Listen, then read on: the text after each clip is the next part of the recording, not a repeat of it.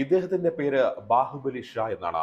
ഗുജറാത്ത് സമാചാർ എന്ന ഗുജറാത്തി പത്രത്തിന്റെ സഹ ഉടമയും ഡയറക്ടറുമാണ് ഇദ്ദേഹം. വ്യാഴാഴ്ച രാത്രി 73-കാരനായ ഇദ്ദേഹത്തെ ഇഡി അറസ്റ്റ് ചെയ്തു.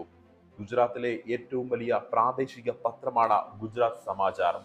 നിങ്ങൾ കരുതാൻ ഏറ്റവും സാധ്യതയുള്ളതുപോലെ ഈ പത്രം മോദിയുടെ സ്തുതിപാഠകരല്ല, മറിച്ച് കടുത്ത വിമർശകരാണ്. കേരളത്തിലെ മാധ്യമങ്ങളെ പോലെയല്ല ഗുജറാത്ത് സമാചാർ. മോദിയുടെ തട്ടകത്തിൽ നിന്നുകൊണ്ട് തന്നെ മോദിയെ 56-ഇഞ്ചുകാരനെന്ന പരിഹസിക്കുവാൻ നട്ടലുള്ള പത്രമാണിത്. ഇഡി ബാഹുബലി ഷായെ അറസ്റ്റ് ചെയ്തതിന് വ്യക്തമായ കാരണങ്ങൾ ഇതുവരെയും പുറത്തുവിട്ടിട്ടില്ല. ഇഡിയും ഇൻകം ടാക്സ് ഡിപ്പാർട്ട്മെന്റും വെവ്വേറെ റെയ്ഡുകളാണ് ഗുജറാത്ത് സമാചാറിന്റെ വിവിധ ഓഫീസുകളിൽ നടത്തിയത്. 32 മണിക്കൂർ റെയ്ഡാണ് ഇഡി നടത്തിയിരിക്കുന്നത്. ഫാസിസ്റ്റ് ഭരണകൂടം 90 വർഷങ്ങളിലേറെ പഴക്കമുള്ള ഈ ഒരു സ്ഥാപനത്തെ നോക്കി ഇങ്ങനെ വല്ലാതെ കുരയ്ക്കുമ്പോൾ അതിനുള്ള കാരണം കേരളത്തിലെ മാധ്യമങ്ങൾ നമ്മളോട് പറയേണ്ടതല്ലായിരുന്നു. പക്ഷെ അതുണ്ടായില്ല. കാരണം വ്യക്തമാണ്. ഇപ്പോൾ ഇങ്ങനെയൊരു നടപടിയിലേക്ക് കടക്കുവാൻ വേണ്ടിയുള്ള കാരണങ്ങൾ എന്താണ്? ട്രംപ് ഇന്ത്യ പാകിസ്ഥാൻ സംഘർഷം ഒതുക്കാൻ മുൻകൈയെടുത്തു എന്ന് ആവർത്തിച്ചുകൊണ്ടേ ഇരിക്കുകയാണ്. ഇപ്പോൾ കഴിഞ്ഞ ദിവസം 7ാമത്തെ തവണയും അയാൾ അത് ആവർത്തിച്ചിരിക്കുന്നു.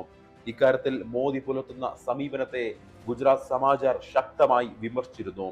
ഇതുതന്നെയാണ് ഈ പത്രത്തിന്റെ നേതൃത്വത്തിനെതിരെ പ്രതികാര നടപടികൾ തുടങ്ങുവാനുള്ള മുഖ്യ കാരണം.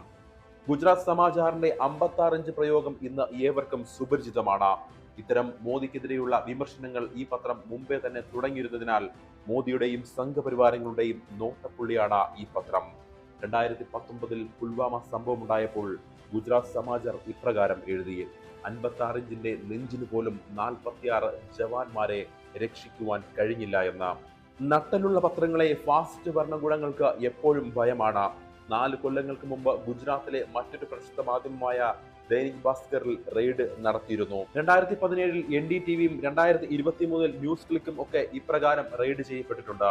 കാരണം കള്ളപ്പണമല്ല, ഫാസിസ്റ്റ് സർക്കാരിനെതിരെയുള്ള വിമർശനങ്ങളായിരുന്നു. നട്ടലുള്ള പത്രമാണ് ഗുജറാത്ത് സമാചാർ എന്നവർ പലതവണ തെളിയിച്ചിട്ടുള്ളത് കേരളത്തിലെ പോലെ സേഫ് സോണിൽ ഇരുന്നു കൊണ്ടല്ല, മറിച്ച് സംഘപരിവാർ കോട്ടകളിൽ നിന്നുകൊണ്ട് തന്നെയാണ് അവർ ഈ പ്രതികരിച്ചിരിക്കുന്നത്.